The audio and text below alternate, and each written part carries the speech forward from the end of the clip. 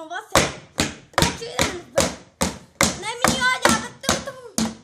Resolvendo o problema e atuação de nós todo dia em compaixão. Agora fiquei doido.